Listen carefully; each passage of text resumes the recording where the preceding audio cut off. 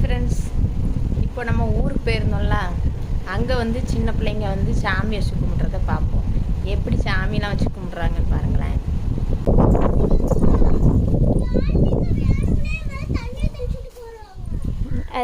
அதான் அது ஆசீர்வாதம். உங்க ஒரு சாமி.